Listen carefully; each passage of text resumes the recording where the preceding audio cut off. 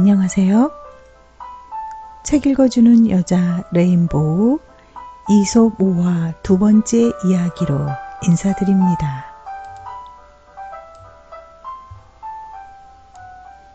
오늘 소개해드릴 이야기는 포도밭과 울타리, 새 사냥꾼과 자고새, 갈가마귀와 까마귀, 사자와 곰과 여우, 꿀벌과 양봉가, 심술궂은 나귀, 나그네와 여신, 갈대와 올리브나무, 박쥐와 족제비, 까마귀와 여우, 꼬리 잘린 여우, 이렇게 11편을 준비해 봤습니다. 짧은 글 속에서 얻어지는 지혜 많이 가져가시는 시간 되시기 바랍니다. 그리고 구독, 좋아요, 알림 설정 꼭 부탁드립니다. 여러분 한 분 한 분이 눌러주시는 구독, 좋아요, 알림 설정은 저에게 큰 힘이 되어 준답니다.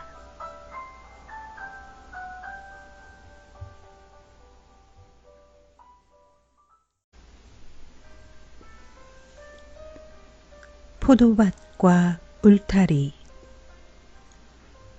현명한 아버지가 아들에게 포도밭을 재산으로 물려주었습니다. 아들이 포도밭으로 일을 하러 나갔다가 포도밭을 둘러싸고 있는 나무 울타리를 보고는 말했습니다. 열매도 맺지 않는 아무짝에도 쓸모없는 것이 자리만 차지하고 있군. 아버지는 왜 이런 필요없는 것을 만들어 놓았지? 아들은 열매도 맺지 않는 쓸데없는 울타리를 치우며 아버지를 원망했습니다. 울타리가 없어진 포도밭은 사람들과 짐승들로부터 안전할 수 없었습니다. 결국 포도나무들은 예전처럼 풍성한 열매를 맺지 못하고 전부 엉망이 되어버렸습니다. 아들은 그제야 울타리의 소중함을 깨닫고 아버지의 현명함을 존경했습니다. 포도밭을 소유하는 것만큼이나 보호하는 것도 중요하다는 것을 알게 된 것입니다.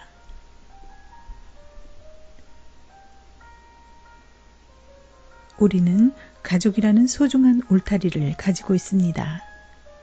항상 곁에 있기 때문에 소중함을 알면서도 잊고 지낼 때가 많습니다. 포도밭의 울타리는 다시 만들고 손볼 수 있습니다. 오히려 그 경험으로 인해 포도밭을 더 잘 가꿀 수 있을 것입니다. 하지만 인간관계는 그렇지 못하죠. 경험 후에 깨닫는다 해도 한번 무너진 인간관계를 다시 회복하기란 너무나 어렵습니다. 이 글은 이론보다 경험이 더 큰 가르침을 줄 수 있다는 교훈을 주는 것 같습니다.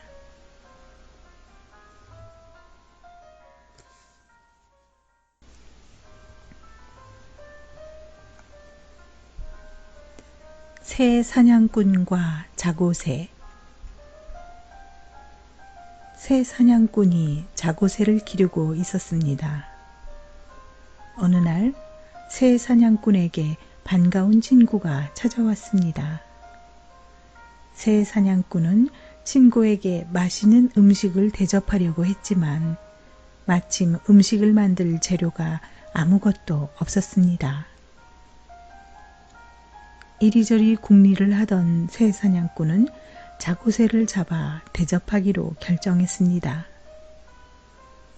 자고새는 주인을 위해 다른 새들을 유인해 오거나 자기 종족을 유인해 그물로 끌어들이는 일을 하던 새였습니다. 새 사냥꾼은 자고새 덕분에 많은 새들을 손쉽게 잡을 수 있었습니다. 새 사냥꾼이 자고새를 잡으려고 하자 자고새는 주인을 원망하며 말했습니다. 주인님, 정말 너무하시는군요. 지금까지 저를 이용해서 많은 새를 잡지 않았나요? 그런데 이제는 저를 잡아먹으려고 하다니요. 그러자 새 사냥꾼이 자구새를 잡으며 말했습니다. 자구새야, 네가 어떤 이유를 들어도 네가 너의 동족인 새들에게 한 짓을 생각하면 너는 죽을 수밖에 없어. 자신만 살기 위해 동족들을 배신한 네가 자비를 베풀 이유는 없지 않니? 토사구팽이란 말이 있습니다. 토끼 사냥이 끝난 후엔 사냥개를 잡아먹는다는 말입니다. 남을 이용하여 자신의 욕심을 채우다가 필요성이 없어지면 자신을 합리화해서 남에게 피해를 주는 이기적인 사람들을 주의해야 합니다. 자신을 위해 모든 수고를 아끼지 않은 사람은 끝까지 돌봐주는 것이 도리입니다. 이 글은 동족을 배신하고 자신의 편안한 삶을 추구하는 자는 결국 자신도 배신을 당하게 된다는 교훈을 남기는 것 같습니다.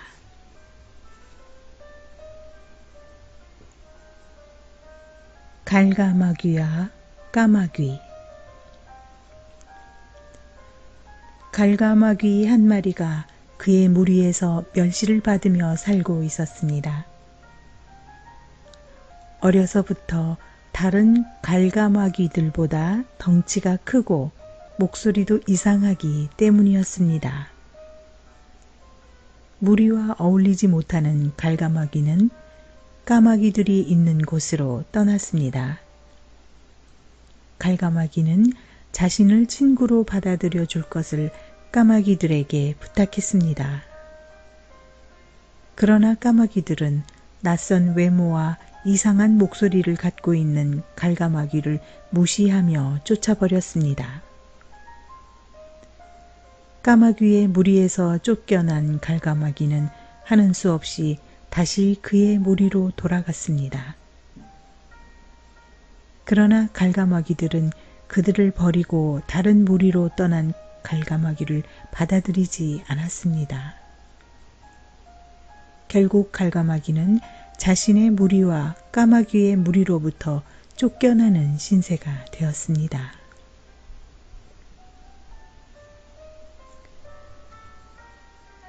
남의 잘못을 탓하기 전에 자신의 잘못이 없었나를 먼저 생각해 봐야 할 것 같습니다. 그리고 남을 따돌림하는 사람들은 대수롭지 않게 여기고 행동하지만 그 일을 당하는 사람에게는 큰 고통과 상처가 된다는 것을 생각하고 말과 행동을 조심해야 할 것 같습니다.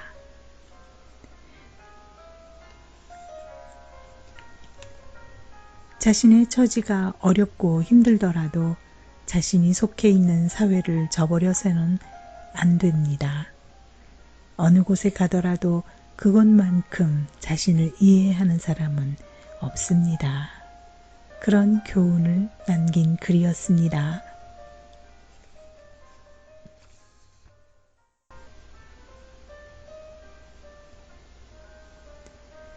사자와 곰과 여우. 배가 고픈 사자와 곰이 먹이를 찾아 헤매다 죽은 양의 시체를 발견했습니다. 사자와 곰은 먹이를 서로 차지하기 위하여 한치의 양보도 하지 않았습니다. 마침내 곰과 사자는 죽은 양을 서로 차지하기 위하여 싸움을 시작했습니다.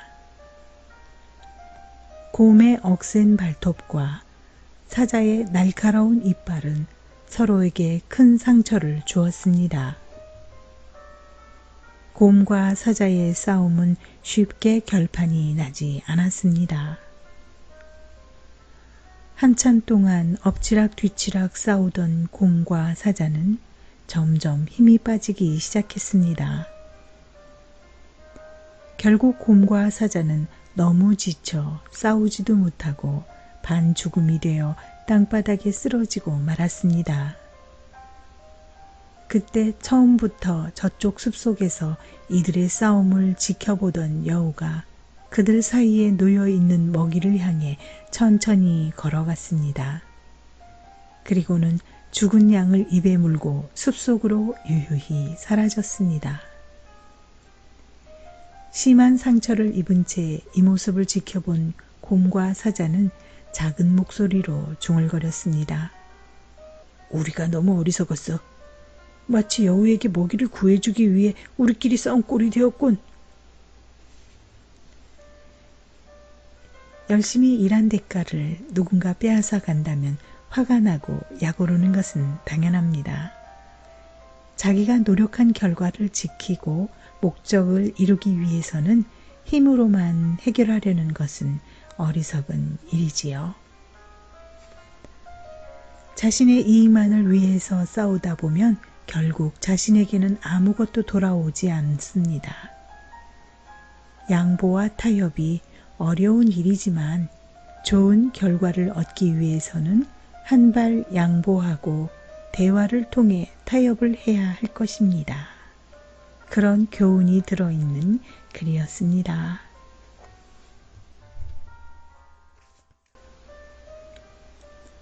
꿀벌과 양봉가.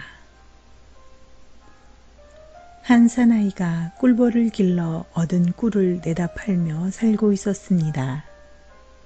그는 꿀벌들이 꿀을 많이 딸 수 있도록 벌통을 수리하고 꽃이 많이 핀 곳으로 벌통을 옮겨주며 정성을 다해 꿀벌을 길렀습니다.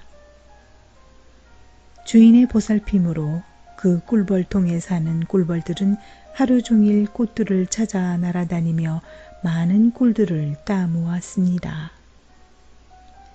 그러던 어느 날 주인은 급한 볼일이 생겨 외출을 하게 되었습니다. 그런데 그 틈을 노려 도둑이 들어와 꿀통 하나를 훔쳐 달아났습니다. 외출을 하고 돌아온 주인은 꿀통이 하나 없어진 것을 알아차리고 꿀벌 통들을 살펴보고 있었습니다. 그때 꿀을 따러 나갔던 벌들이 돌아왔습니다. 꿀벌들은 제각기 자기의 꿀통을 찾아 들어갔지만 한 무리의 꿀벌들은 자기들의 꿀통을 찾을 수 없었습니다. 화가 잔뜩 난 꿀벌들은 없어진 꿀통과 꿀을 찾아 날아다니다가 주인에게 덤벼들며 침을 쏘아댔습니다. 갑자기 벌들에게 침을 쏘인 주인은 벌들을 피해 달아나며 이렇게 소리쳤습니다. 꿀통을 훔쳐간 도둑은 도망가게 내버려두고 너희를 보살펴준 주인을 이렇게 무자비하게 공격하다니. 우리는 종종 벌어진 일의 상황을 파악하지 못해 자신을 도와주는 사람과 피해를 주는 사람을 오해하는 경우가 있습니다. 결국 도움을 주는 사람을 의심하고 쫓아버리는 일이 생기곤 합니다. 어떤 일이 발생했을 때 그 일의 원인을 살펴보는 것이 우선일 것입니다. 갑자기 당한 어려움 때문에 오히려 자신을 보살펴준 사람에게 피해를 주는 경우가 있을 겁니다. 무슨 일을 당하든지 침착함을 잃지 말아야 한다는 교훈을 얻을 수 있었습니다.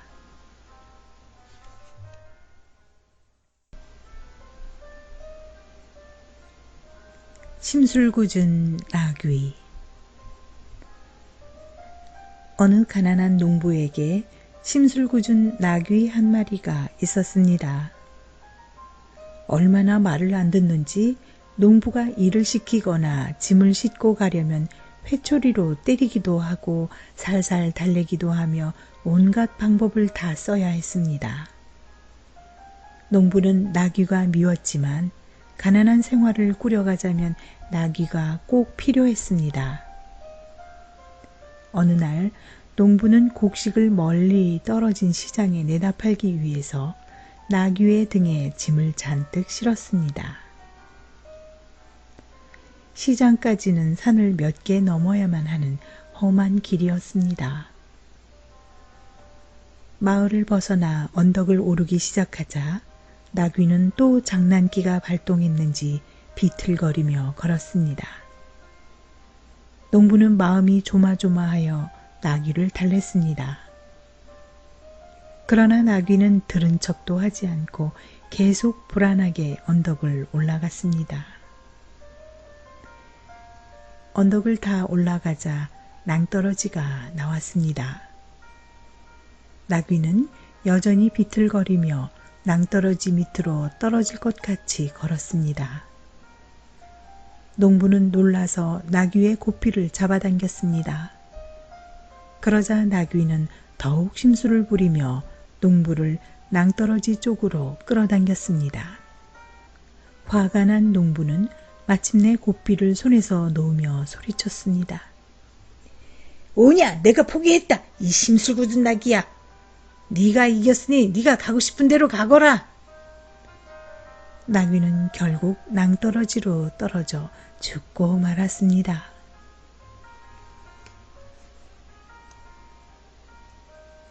어느 사회나 일을 지시하는 사람과 일을 수행하는 사람이 있습니다.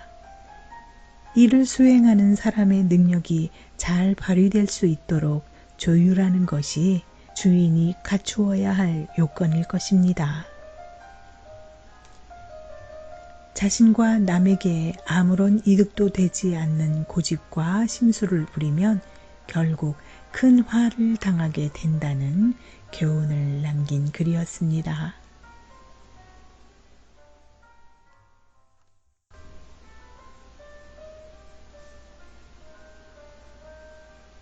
나그네와 여신.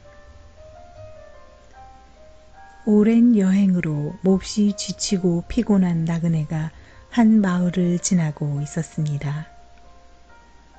나그네는 마을에 있는 우물을 발견하고는 기뻐하며 우물로 다가갔습니다.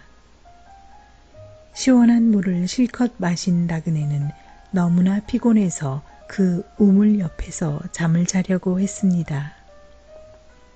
그대로 잠을 자다가는 우물에 빠질 것이 확실했습니다.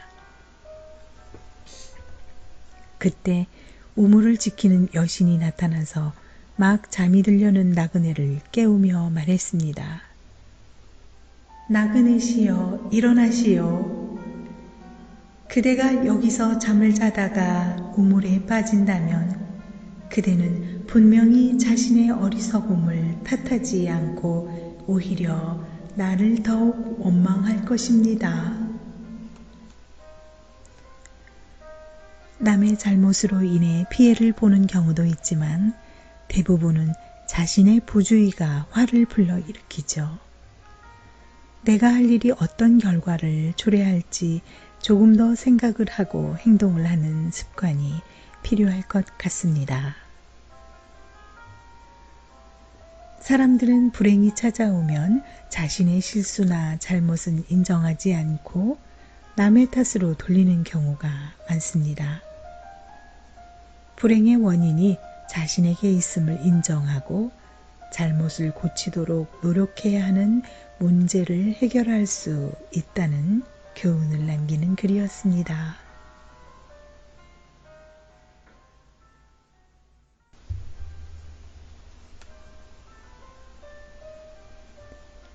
갈대와 올리브 나무.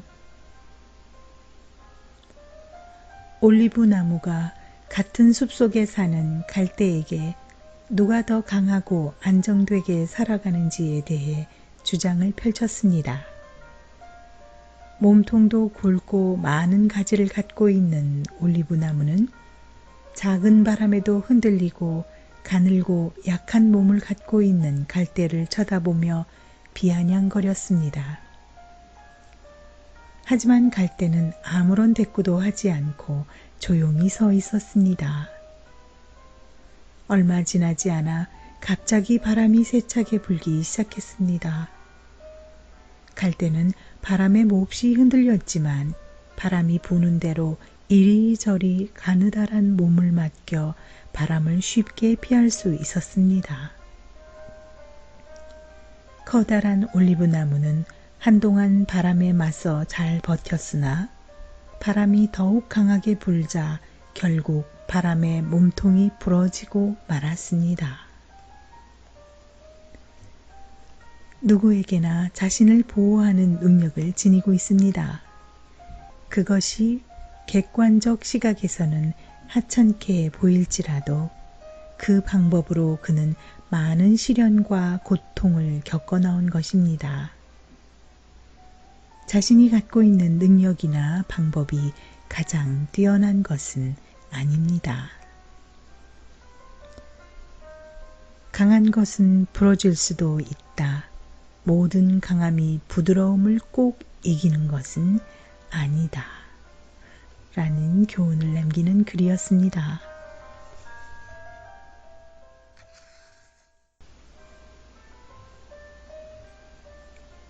박쥐와 족제비. 박쥐 한 마리가 먹이를 찾다가 그만 땅에 떨어져 족제비에게 잡히고 말았습니다.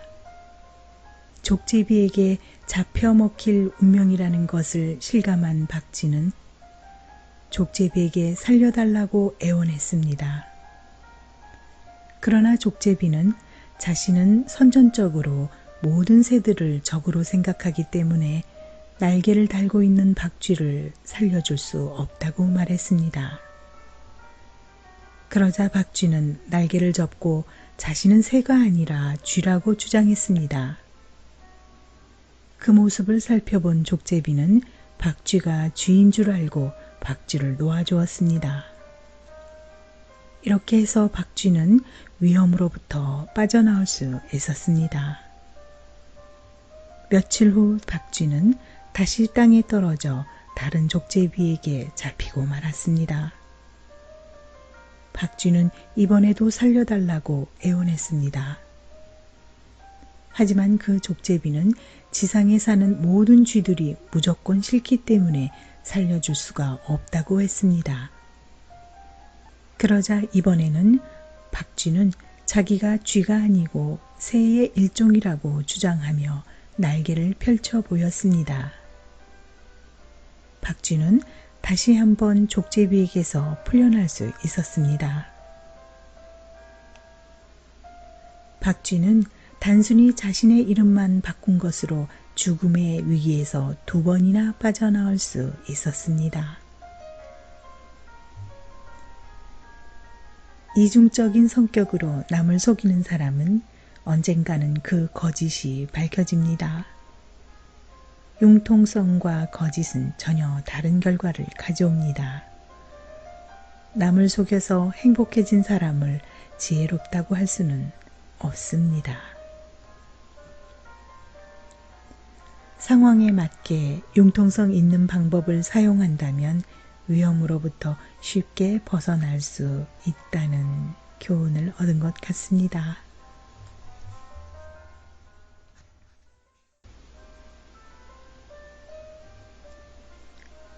까마귀와 여우. 까마귀 한 마리가 농가의 창가에 놓여있는 고깃덩어리를 훔쳐서 높은 나무 위로 날아갔습니다. 마침 그 광경을 보게 된 여우는 까마귀의 고깃덩어리를 뺏기로 마음먹었습니다. 여우는 까마귀가 앉아있는 나무 밑으로 가서 말했습니다. 너처럼 우아하고 멋있는 새는 없을 거야. 너의 균형 잡힌 몸매와 윤기 나는 깃털은 정말 아름다워. 네가 새들의 왕이 되는 것은 당연할 거야. 만약 네가 왕이 될 만큼 아름다운 목소리도 가졌다면 말이지. 여우의 칭찬에 기분이 좋아진 까마귀는 가만히 있을 수 없었습니다. 자신의 목소리가 새들의 왕이 되기에 충분하다는 것을 여우에게 들려주고 싶은 까마귀는 목청을 돋우어 노래를 부르기 시작했습니다. 당연히 입에 물고 있던 고깃덩어리는 땅 위로 떨어졌습니다. 여우는 재빨리 고깃덩어리를 움켜잡고 까마귀에게 말했습니다. 까마귀야, 네가 만약 좀 더 현명한 판단력도 가졌더라면 너는 분명히 새들의 왕이 되었을 거야. 사람을 상대하고 긍정적인 관계를 형성하는 데 있어 칭찬하는 것만큼 좋은 방법도 없습니다. 칭찬은 상대방의 장점과 자신의 성격을 함께 부각시킵니다. 이는 반대로 자신의 사리사욕을 채우기 위해 칭찬을 이용하는 비열한 사람도 있다는 것을 말해줍니다. 칭찬을 받는 것은 기분 좋은 일이다. 하지만 칭찬에 현혹되어 자만에 빠진다면 현명한 판단을 내릴 수 없다. 라는 교훈을 남겼습니다.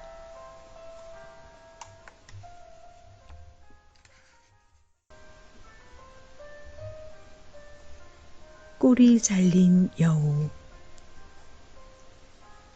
어떤 여우가 산 아래의 마을로 닭을 잡아먹으려고 내려갔다가 덫에 걸려서 그만 꼬리가 잘리고 말았습니다. 꼬리가 잘린 여우는 다른 여우들에게 놀림받을 것을 생각하니 너무 창피했습니다. 여우는 한참을 고민하다가 좋은 꾀를 생각해냈습니다. 다른 여우들의 꼬리도 모두 자리게 만들면 자기도 창피하지 않을 것이라고 생각한 것입니다.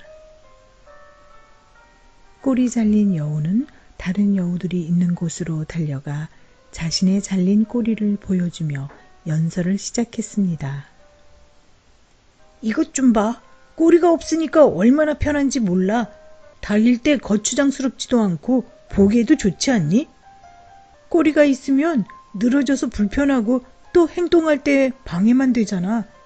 그러니까 너희들도 그 쓸데없는 꼬리를 나처럼 잘라버리는 게 어떻겠니? 이 말을 듣고 난 여우들이 그럴듯하게 생각하고 있을 때 똑똑한 여우 한 마리가 꼬리 잘린 여우에게 말했습니다. 여보게 친구, 만약 자네의 꼬리가 잘리지 않았더라도 지금처럼 우리에게 꼬리를 자르자고 제안할 수 있었을까? 나는 아직 꼬리가 멀쩡하니 일부러 자르지 않겠네. 이렇게 탐스럽고 멋진 꼬리를 왜 자르겠나?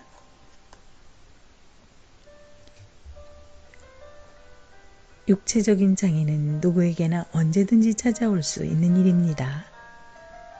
장애를 가진 사람들이 더 힘들어하는 것은 육체적 어려움보다 정신적 고통입니다. 장애를 가진 사람들에게 건네는 따뜻한 말 한마디가 큰 용기와 희망을 줄 것입니다. 자신의 불행을 감추기 위해 친구를 불행에 빠뜨리려고 하다가는 자신이 더욱 불행해질 수 있다. 호의가 없는 충고는 단지 자신의 이기적인 생각만 전하는 것이다. 라는 교훈을 주는 것 같았습니다.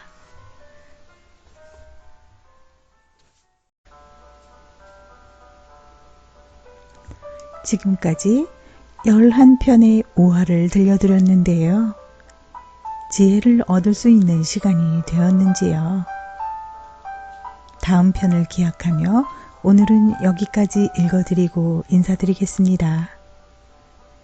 끝까지 함께 해주신 구독자 여러분 진심으로 감사드립니다. 또한 좋아요, 구독, 알림 설정 꾹 눌러주시어 저에게 힘을 실어주신다면 더욱 감사하겠습니다. 구독자님들의 좋아요, 구독, 알림 설정은 저에게 큰 힘이 되어 준답니다.